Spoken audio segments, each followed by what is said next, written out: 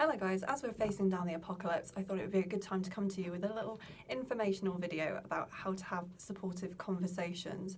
This is something that I'm asked to do quite a lot with corporate teams. It normally takes the form of safeguarding, so if you have someone who's in emotional distress and you need to talk to them at a point of crisis, you can use this format to talk to them. But it's also a really nice approach to use with people, just preemptively really. I used to work in hospitality and I used to have something called coffee chats, which were just informal conversations with my team, nothing recorded, nothing formal. It was just an opportunity for us to get to know each other on a personal level. And the result of it was improved relationships with all of my team, an enhanced level of trust.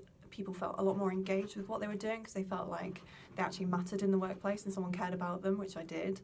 And it just improved everything really. It just improved the team dynamic as well because everybody felt happier in what they did, and then they kind of brought more of themselves to work. People got on a lot better. So the improvement wasn't just in individual people, it had a collective impact as well. So I'm going to teach you how to have supportive conversations. Really easy format. If you've done mental health first aid training, it's very similar to that, but slightly different, so I'll explain how. So the format is approach, listen, educate, and support. Okay, so approach. First of all, do this however you want.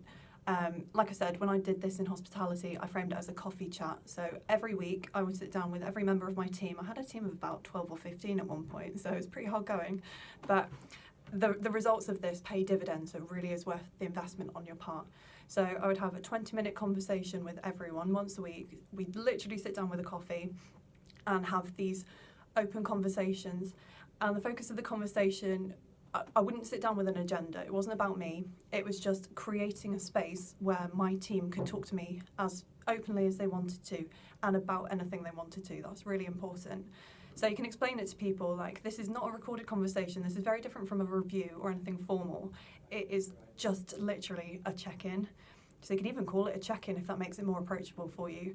Or I've had some people call it real talk because it encourages their team to just talk to them about anything that's troubling them. And it says, you know, I'm open to you having a difficult conversation with me. I'm open to you telling me something that's really troubling you. And yeah, just being real about it really. This part might become easier for a few of us if you're working from home because of the outbreak. So it's a good opportunity, it's a good excuse for you to be checking in with people because you need to know how they're getting on. And you could do this as like a daily check-in in the morning to kind of set them up for the day and just make sure they're happy that day. Or you could do it as an evening thing just to summarise what they've done with the day, have they hit their objectives and targets and stuff like that, but then make this a standalone wellbeing conversation as well. Or, like I said, just do it once a week, just as a regular check-in. So frame it however you want. I think everybody needs to be having these safeguarding conversations, or supportive conversations, I should say. It's not just about your position in the company. It shouldn't be left just up to HR directors. It shouldn't just be left up to line managers because they're obligated to look after their teams. These kind of conversations should be happening with everyone at every level in the company to support their team members. So the more people that know this procedure, the better. I'll just say that from the off. So if you want to share this video with other people, please do, because the more people that know this, the better. So anyway, the most important part of the conversation is the next step, which is listening. The conversation should be probably 80% the other person talking. When I give training, so many people say to me, oh, I don't know how to talk about mental health, I've not had training, or I don't know what to say, I don't want to say the wrong thing. These kind of things always come up. And really, you're off the hook because it's not so much about what you say, it is more about the person that you're helping. So the best thing you can do, the best advice I can give you is to use open questions as much as possible. So you don't need to lead the conversation at all. And also don't anticipate a bad conversation as well.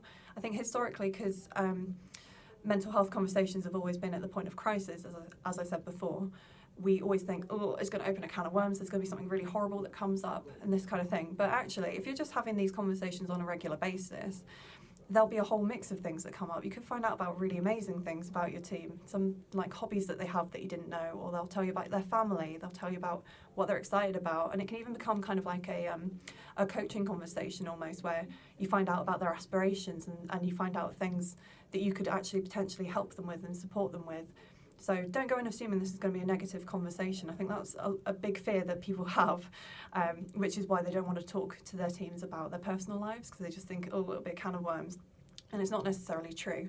So ask questions as openly as you can without anticipating what the outcome's going to be. So say, for instance, if we've got people working from home in the next couple of weeks, you could say, okay, how have you been finding working from home? Tell me about it. And just stop talking. Just give them a really simple question and let them talk then. It's a really rare thing, actually, in this day and age, to be given an opportunity to speak freely. We always have a lot of deadlines, we're always rushing to do a lot of things, we have a lot of outcomes on our minds and things like this. And if you could give someone your time and actually create a kind of pocket of silence in a day where they can freely express themselves, that is really powerful, and it's not something that we're often given. So it's actually incredible what can come out of that situation. This is especially important if someone is in emotional distress. I think sometimes we're too quick to jump in with solutions and make them feel better, and it's us like talking and talking and talking at them. And I can think of a lot of people in my life that have done this for me, where I've expressed, something horrible that's going on, or how I feel about a particular situation, and they've gone, no, that's not the case at all, you're amazing, and this, and what, have you thought about it like this, have you thought about it like this? And it really aggravates me, because you don't always want your problem to be solved, you just want to vent, and you just want to get shit out of your head that you're feeling, just to get it out of your head sometimes, because that's the worst place for it a lot of the time. And it's incredibly precious if someone can give an empathetic ear and just listen to you talking and just offloading a little bit. And we'll come on to like problem solving in a minute, but as much of this conversation as you can, give them your silence and just let them talk freely. And even if it's awkward, do try and stay silent for as long as you can. Keep eye contact, let them know that you're listening, and you can be nodding along and like encouraging them. There are lots of ways that you can encourage someone to keep talking. Sometimes you can kind of tell by people's body language. It takes a while to get used to this kind of thing. But you can sometimes tell when someone's thinking but not talking, and they're normally sort of thinking through their problem a little bit, trying to get to the words, especially if they're really upset. Sometimes the words aren't very forthcoming. But if you can stay silent, just keep on giving them that space. Maybe give them a little prompt like, okay, cool, cool. Tell me more about that. It just encourages them, and it lets them know it's safe and that they're all right to keep talking freely and that you're receptive to that. So please give them your silence and let them talk freely. Educate. So this stage is where a little bit of problem solving can come in. So a lot of people prefer this stage because they feel like this has been a bit heavy, maybe if they've offloaded something quite big. The education part is where you can talk about resources and things that the person can use to make them feel better. This is on the assumption that something bad has happened, obviously. But you can let them know about any resources that you've personally used or could recommend. You can make suggestions based on what you've seen of other people. You can say, okay, it sounds like something that could help you could be this thing that I know about. Never make assumptions, never try and diagnose anyone, because unless you're a psychologist watching this, you're probably not qualified.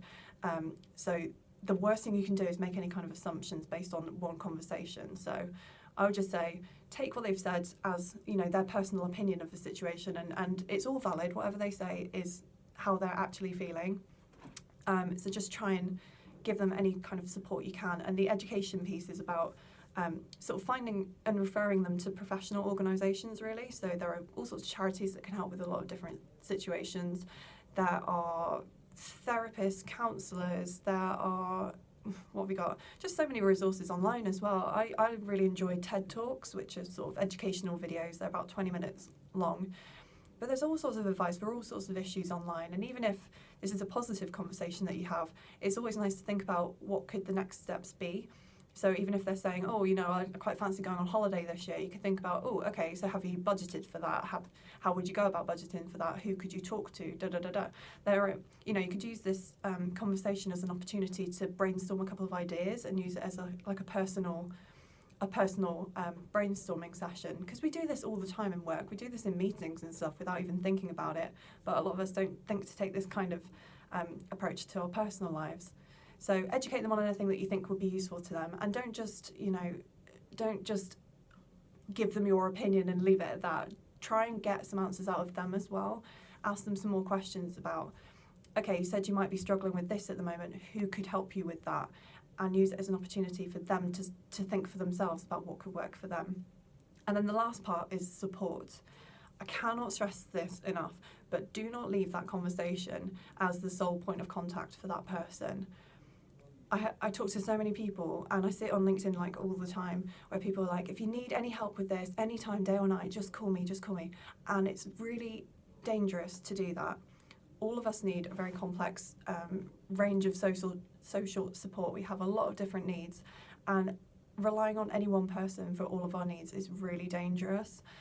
And especially when it comes to, detrimental mental health and difficult situations, it's irresponsible of us to say, I'm your sole point of contact, come to me at all times, because what happens if you're not available and that person is really relying on you?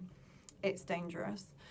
So at this point, it's good to encourage them to think about not just the professional organisations that can help, but who else is in their social support team, who is in their network that can help them, maybe with different things. Like before, if we were talking about them going on holiday and they might need to budget for it, is there anyone that could provide them with some financial advice? Would that be a good person to talk to?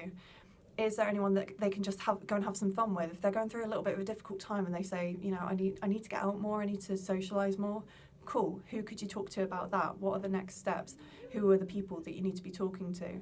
And try and come away with like 2 or 3 other people that they can go to if they need to, for any sort of reason. But do not leave that conversation as the sole point of support for that person. It's especially important if you're in a position of authority, because of course, as a manager, you're always going to be encouraged to look after your team, and it's completely right that you do so. But the more we can all jump in and have these preemptive and supportive conversations, the better we'll all get on. And also we need to be doing this in peer groups as well. Just because you're a manager, if you're spending all your time looking after everybody else, who's looking after you? So you need other people that can support you as much as you're supporting other people. Otherwise, this whole thing will just take a downturn, trust me. Like, you'll knacker yourself out trying to save everyone else. Ultimately, we're responsible for our own well-being and mental health. So these kind of conversations just help give people the skills to be able to do that. And it lets us all just feel happier and more comfortable at work, because we know we're being looked after by everybody else. So I hope that was helpful. That's a very quick 10-minute training on how to save the world. But I hope you're all keeping well. And if you need any more advice or support, just chuck me a message anytime on LinkedIn. See you soon.